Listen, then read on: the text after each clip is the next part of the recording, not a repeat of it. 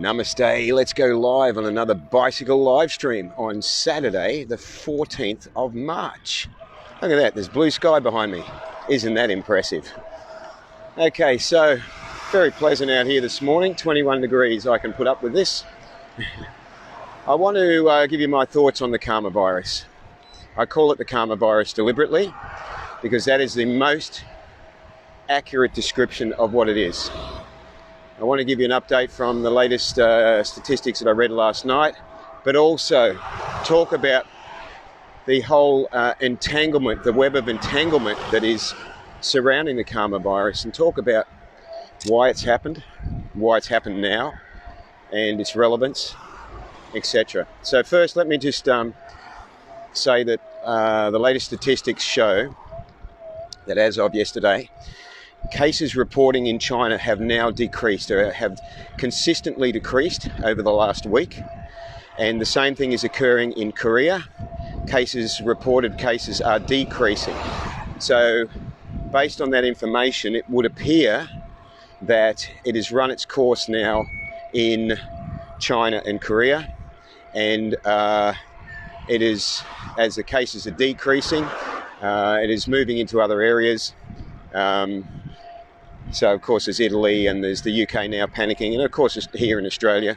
And there'll be a period of time before it stabilises and has run its course. So there's a lot of information out there. I've posted some of it. But today is, this morning, I want to talk about the relevance, what the Karmavirus is actually showing us, why it's very, very, very important to pay heed to the warning that we are being given.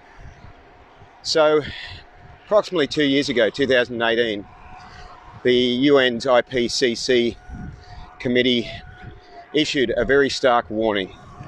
I did a couple of live streams about it at the time. I interviewed some vegan scientists as well. But the bottom line was the UN was warning us that we had approximately 12 years to get our shit together, and otherwise the uphill battle that we will be facing climate crisis wise would be almost impossible to overcome. Now, in recent times we've actually seen some large degree of action and awareness. It took a little while for it to sort of start to happen, but it has started to happen in recent times. And so I'm pleased that we've got people becoming more aware of it, and we've got even huge amounts of money being invested into. Good morning, Jenny. Thank you for watching. Being invested into the climate crisis, looking for solutions. Now, you might say, why am I talking about the climate crisis? Well, the Karmavirus is all part of the warning, the warning that we are being given by the universe. And we basically, when I started hearing about the Karmavirus a couple of months ago, the message I received internally was, is this the beginning of the end? In fact, at that point, I was starting to think we are looking at the beginning of the end. We've already gone through in Australia the massive losses with the fires, and then the next thing, we're being hit worldwide with this virus. And I'm looking at it, I'm going, there is no coincidence here. And this is very important to bear this in mind, that everything that occurs in our existence on our planet, in the universe, is perfectly planned, is perfectly timed. There are no coincidences. There are no accidents. There is simply an energetic balance between actions that we take and the reactions that come from those actions that we take. It is known, of course, spiritually as karma. Hence, I'm calling it the Karmavirus. But is also known scientifically as the law of cause and effect. And So if you want to look at it scientifically, certainly look at it as an energy exchange. That if you throw a pebble into a body of water, there will be a ripple effect. There is no getting away from that. It is the way that the existence that we operate in works.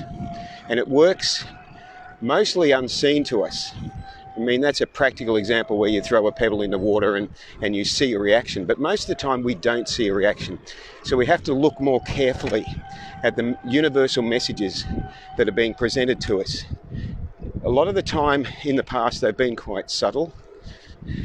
But what is happening now is we are running out of time to act correctly. We are running out of time to act compassionately.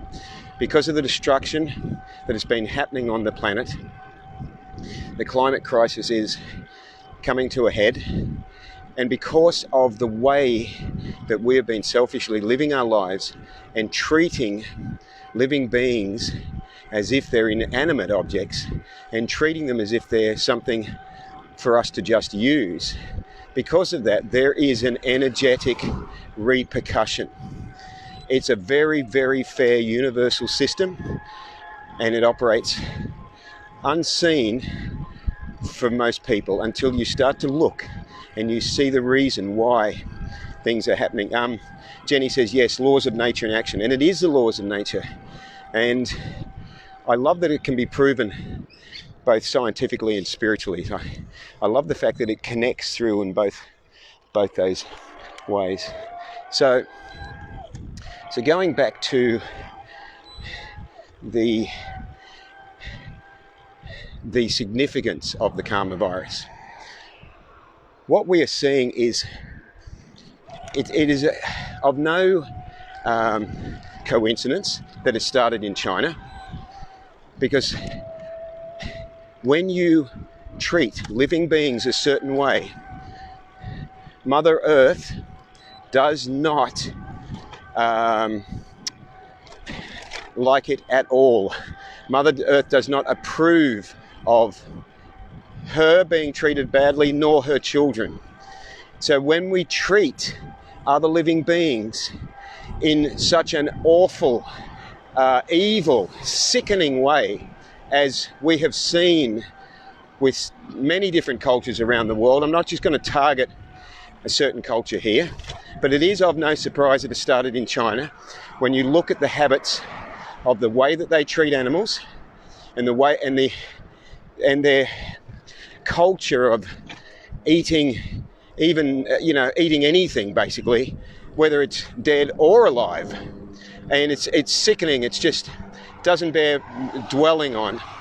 But we cannot think that we are so amazing as human beings that we can get away with the evil that we have been perpetrating on other living beings. There is a price to pay. It has always worked this way, and it always will work this way. There is a repercussion. A karma virus comes into play, and it starts in an area where these atrocities have been going on for a long time, and then it spreads, and it spreads silently and at times deadly, to give us a warning, to say, not to punish us. And this is very, very important to understand. It is not to punish us. It is to give us a warning that the actions that we have taken have repercussions, that we can't just carry on doing anything we please without taking into account the rights of other living beings to live free from harm. We just can't keep thinking that we are top dog. And it's been proven. We can be taken down by an invisible, almost undetectable virus that just stealthily comes up and just starts wiping us out. And we have absolutely no control over it. what is our end result for we're seeing now, or we've seen it in Australia, we're starting to see it in the UK now, is the flow-on effect of people panicking, starting to buy huge amounts of goods because they think they're going to have to be quarantined for a while. But this panic effect, this domino effect, it happens subtly and then all of a sudden very, very rapidly. Jenny says, speciesism is the root of so many of our problems. The solution is in our hearts, minds and actions. The flow on will heal. Thank you, Jenny. That's beautiful. Can I just pick up on that point about speciesism? That speciesism only exists when we think we are the body and we think other living beings are the body.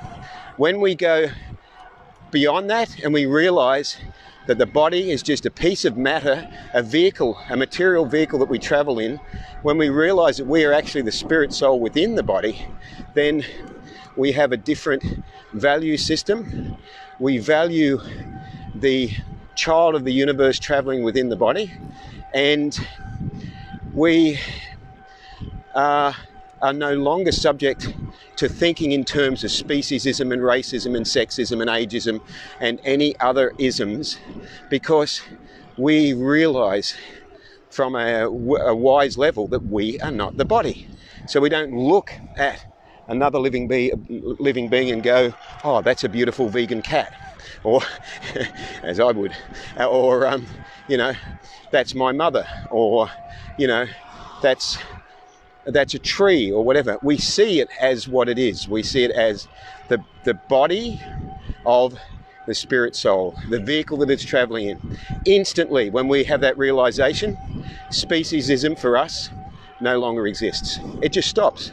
It's that simple. You can't be speciest if you realize you're not the body. So anyway, that's back on track.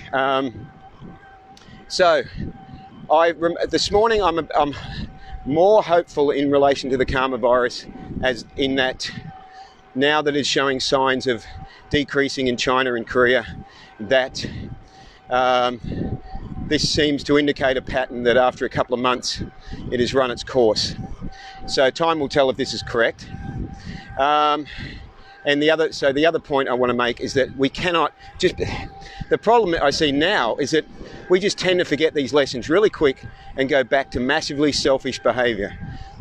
Hopefully there have been and there will be people that will take heed of this message and become more compassionate and understand that we have to live a life of compassion and kindness towards all living beings.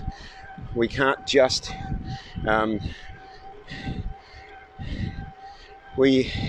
pretend that everyone and everything is there for our pillaging.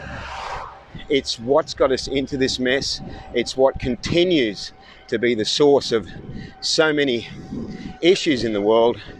And I just hope that this message, this warning that we are being given through the universe and through Mother Earth is heeded, because it is all connected.